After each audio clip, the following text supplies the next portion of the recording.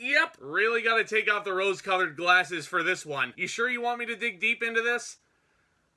Well, you guys voted this one in, so this is my Christmas present to you. Happy holidays.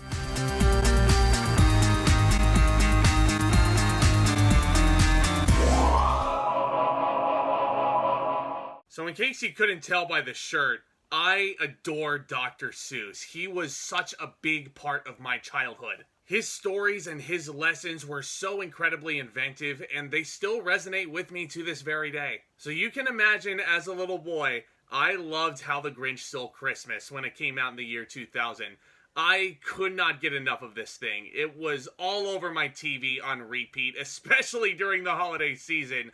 I could not get enough of it. I was playing all the DVD extras. I was playing the trivia games. I loved Jim Carrey in the role. I thought it was just so darn colorful. I loved the music and everything like that. And now sitting here as a 26-year-old man, yeah, this movie isn't all that great. So the premise, as if you didn't already know, it's based on the beloved children's tale by Dr. Seuss.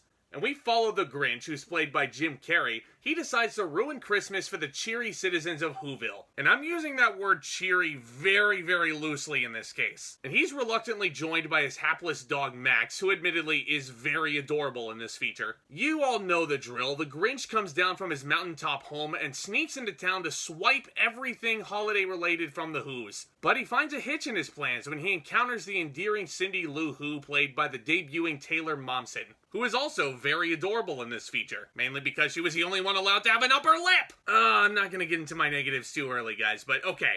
What do I still like about this movie? Number one, I do feel like the one and only Anthony Hopkins is a really good choice to act as the narrator, basically relating all of the lines that Dr. Seuss already wrote. My favorite part about this movie, though, still has not changed from my childhood. That would be Jim Carrey himself. Why? Because he is such an over-the-top actor in his own right that he can be as animated as he wants, despite the constraints of this spellbinding costume, which I guarantee you must have been a pain in the ass to work with every day. And he allowed his body to be animated enough to become one with the costume. And it's actually a really impressive and very funny performance, all things considered. Yeah, you can call him annoying, but there are just so many points where you can just pluck a quote out of Jim Carrey's shtick here.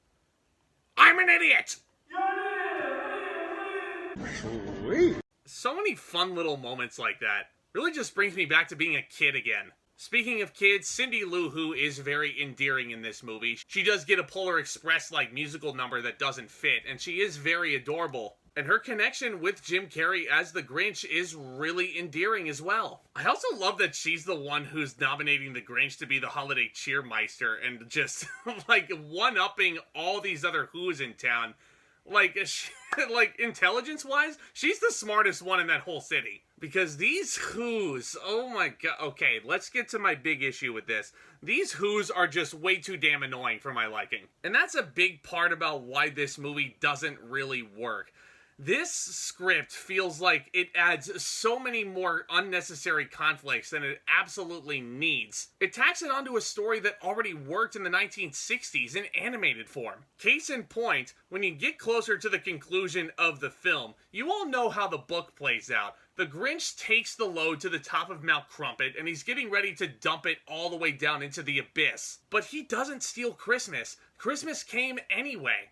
It's just a date on the calendar, and the Who's already understood that, so they sing that song anyway, despite the Grinch stealing all their presents. And that leads to such an organic and very real epiphany for this character. This time around, there is screaming and pointing and yelling before the shift actually happens. The mayor, played by Jeffery, Tambor, is such an asshole. Part of me kind of understands why he was put into this movie, just to be kind of your foil to your hero Grinch. But that in itself kind of presents a whole other problem, doesn't it? The Grinch is supposed to be this anti-hero who is led into the light by the end. But we get this whole flashback sequence where we see a young Grinch. He has a crush on this girl, which also does not really sit well with me. And it already felt like he got the true meaning of Christmas. And yeah, bad memories of bullying, yeah, that'll lead to a shift with him hating Christmas and all that. But I don't know, guys. That whole explanation just feels way more convoluted than it needs to be.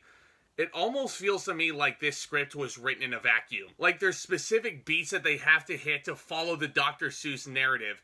And then the screenwriters come in and they're like, no, you know what? You have to include this backstory in here. Otherwise, you know, we're not going to have an hour-and-a-half long runtime. And that leads to little moments like Anthony Hopkins saying, so whatever the reason, or his heart or his shoes. He stood there on Christmas Eve hating the Who's, and yet the movie already explains the reason why the Grinch hated Christmas. Yeah, it's little things like that that just really irk me, you know? Because the original animation starring Boris Karloff in the title role just got everything so right. With an hour less of a runtime as well, while also being incredibly more colorful than this movie is. And I don't know what happened with this cinematography or what have you. I don't know if Ron Howard just didn't catch this in post or what, but this is just not a very pleasant movie to look at. Whoville should be this wondrous, colorful, euphoric place that you want to go visit. And it is, especially if you've been to Universal Studios either in Hollywood or in Florida.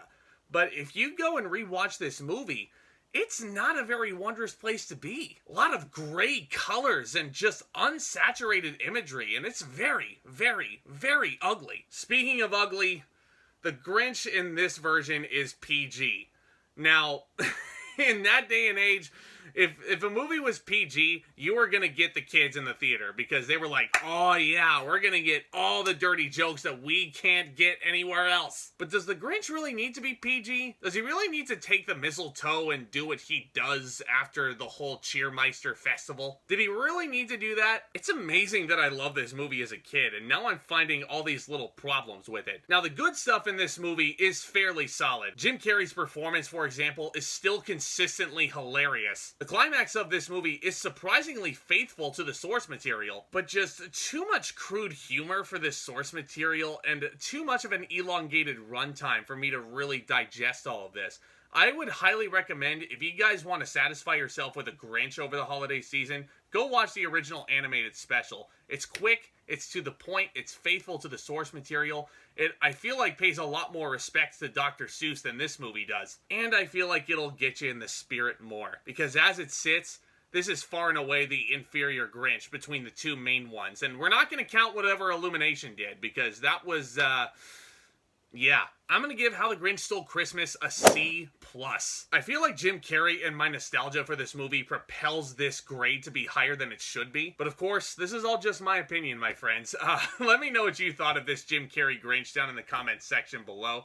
What is your favorite Christmas movie of all time? Is this your favorite Grinch adaptation? Is it your favorite Dr. Seuss adaptation? Guys, I would love to find out what you think down in the comments. Starting these discussions and making these videos is fun, but getting to interact with you guys makes things all the more fun for me. And hey, if you're a new viewer, y'all are invited to the party, so do consider becoming a subscriber. Hit that notification bell right next door, because if you love talking movies, this is the place to be. Do me a favor and smash that like button as well. These really, really help continue to grow this incredible community that we've already built over here. Guys, y'all are the best. I wish you guys all a very Merry Christmas tomorrow. I hope you guys get everything that you absolutely could have wished for. I hope you get great quality time with your family as well. And it's times like this where I feel incredibly grateful to get the gift of all of you guys and getting to talk movies with you guys on a consistent basis. So thank you guys.